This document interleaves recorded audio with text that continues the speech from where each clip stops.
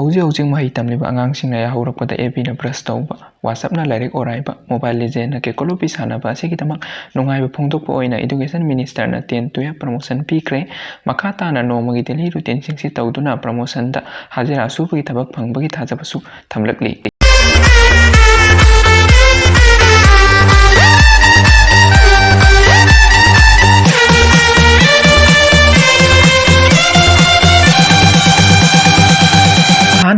Audio असिबु ताबिरब खुदिंगपु लाइव मिक्स स्टोरी चैनल की माइकैदगी ताब नोक्सरी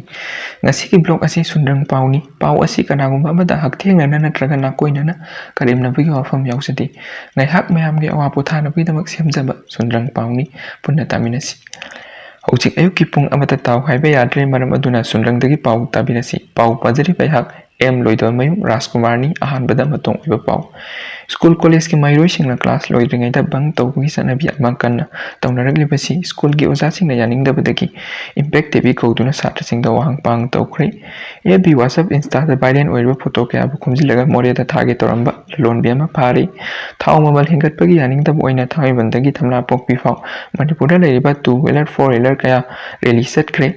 ikang thokpodagi minister MLA kaya sengau tu nabagi phi tu ba dukanda queue lep kre amadi manap choba angang ama lok thungbra hainai thichinna bidamak lengak na lupa ko tara manga kai thokre pau sai thokna pijari school college ke mairoi singna class loidringai da bang tawbugi sanabi ama kanna tawnarakli basi school ki oja singna yaning da badagi impact tebi kauduna satra singda wahang pang tawbada satra singna bang tawriba adu mausinaba nupi laknaba thokpana chati bazar da kaida ima imben singna karamna awaba mayong nari yengsin mani haina satra amana phongthokre maram aduna impact tebi ki ras nongthomam na makhatana school college ki bang tawba mairoi singna matam kharagi matungda novel larik kaya irakpa yabagi thajabasu thamkhre hojik Guwahati dagi Imphal damna pairakpa aeroplane ama pilot yaurangdabadagi leisinda panduna leikre Delhi dagi Air Force team laktuna kairak thaduna loktana buhonari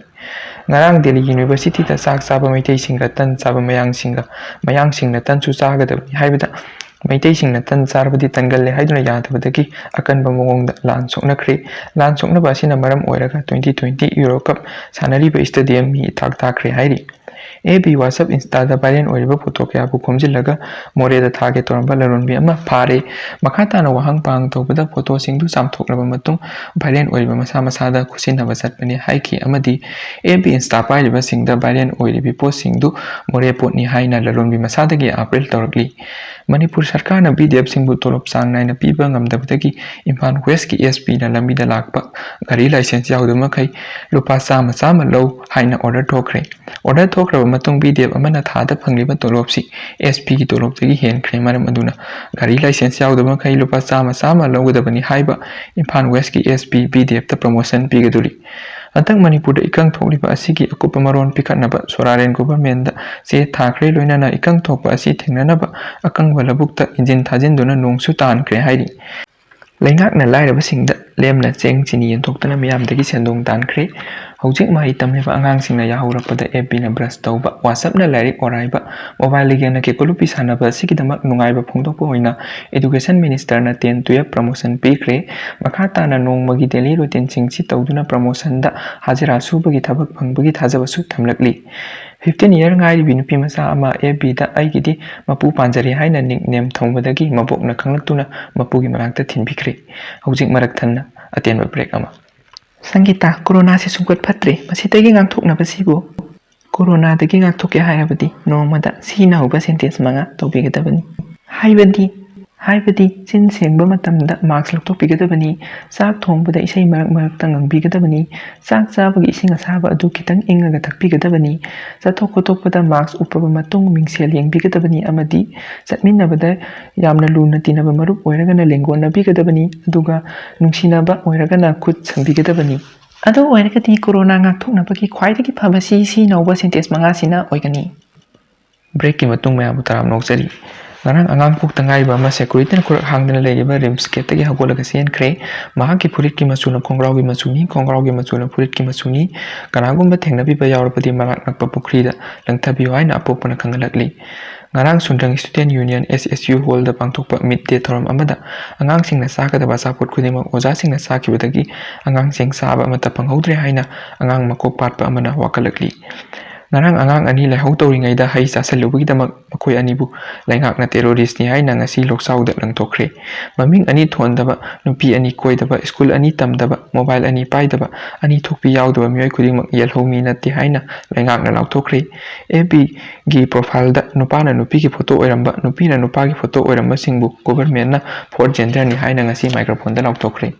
Angkalwadi ki angangsingna sinba Teachers Day thoram amada oza pu moza haina ikai khumnabada nattana oza amadi satrasingi mari sesinaba sebot mari mairen mari gip oina khudon tamkhre hairi. Yamna nungaiba pau amana ngarang nungdang two-wheeler thauduna Imphal karakpa nupa ama mahaki mamangda paisilakpa tumit masing thiba ngambagidama Guinness World Record oikre. Manipurgi film amadi cinema da miyamgi seba tawribi kayana FB Insta Twitter da fadaraba phije saktaga loinana thagalubadagi Manipurgi phiran masak khangamdaba kaya khangkre haina tumila phangba pau amana lona haikre. Hojik sanabagi pau Youth Olympic da Manipurgi Saitek Kotpi sanaroi taret saruk yagaduri lerak kulakta ludo sanaba ima imben amadi zwar sanabe pai pansingbu hantak pangthokaduriba Tokyo Olympic kidamak Ben Chandrapati BJP gi ningombam Barun Singhana kakalaga training kidamak lokapta pukre. Hanuba Hanubi ki oiba blind hit competition da Hanubi ama makok punduna thadokibadagi hanjilaktre. Sanaroi kayana sanadringai mamangda nisa kaya ama sinariba asi haksang ki inchen saganhanbani haina Manipur International Rummy player puksauna khangalakli. 90-minute football sanabaga 24 hours social media da watingang napi sanabaga anisi wabadi sapmanai haina ngarang research tomsauna spell lehubagi nungaitabga loinana miyamda phungdokre haina ket tebina khangalakli. Sena masing watna Rummy sanaramba player All Planet Rummy Association Uprana sahi manga thalebakta loi thakre. In out masana asi Olympic ta yahongadabani haina laingakna thabak paikhatpa hukre. Hanaroi singi ozana takpi tambiba matamda mityeng nayeng chumdrabadi cancer form tawe haina angawba laingba doctor Lenin na phongdokre. India amadi Pakistan ICC Cricket World Cup final da nong yam kanna tarapadagi mafam khangdaba jagada yaithokre. Manipurgi laingakna sana khonaba asi chaukhatnabagidamak noinaba hidak goli kaya godown da paiduna thamkhre. Hayeng masa paba chawba hendaba sanaroi singda lemna pijapitakedori. Laikai gi oktaba sanaroi khara sana thaknaba haibadi diet watpadagi laikai gi maira baibina club ta pusilaga sana thaknaba amadi yu oktri pawa pitakre maka taba pau khara. Sokcho mongona hawbudi sengju buran oina me hairuba ningsing kul ki tatomba grade mingthol piduna tatomba da grade hairga khangnakre. Ya school ki pakang singbo angawbani hairuba lungphu mayum tomba inspector UN mana pharga mipu lekai da sinakre. Nukthil lalikla tai haina chatnadaba lerak tu papagi cycle thawdilubadagi thok thak tare haina misal tel haiba misal chamu yakhitre. Losi kamaiga takuram thargana National Highway 39 lambi haktokibadagi sahi taramari boiton mangkre haina kibadu boitol lakle. Harichandra gi lerami aigesu haiba novel asi Mr. Khadangna ani subu oina matamgi Manipur sida chatle aidi haina phongaga hokar da sinakre. Hauji Imphal tu Chennai mihar pasat kadabadu lambi du dai khambadona kainege sidi hajilubadagi sira si sanga haina mikiti wan gi plan tongubadagi Chennai yodringai da Delhi da plan pokhaiduna laikanakre. More maru sasilluba BDF thasana beragi bom oirambadagi ning nungsibi Imphal da bom blast thokre. Nangna nokpa yingningi haina aikoi papuna thoisada hajilubadagi sabi sanau amukta animak nungsi paijai satkre. Hojik ai ngasagi pau. Khwaidagi sabagi changna kalen thada pombi ama illaga satpa ngawba makoi ahum khwaidagi ingbagi changna inthamthagi ayukta khongrong matat maya selaga satpi laisabi makoi mari pau matang swaida losinjari punamakpu thagasari. Sundrang pau asi kamai tawigi mayam comment ta habiramo amadi pau asi puloiba pau pa tabibagidamak live mix story channel ni maikaitigi mayam bu hana thagasari amadi kurumjari. Thanks all.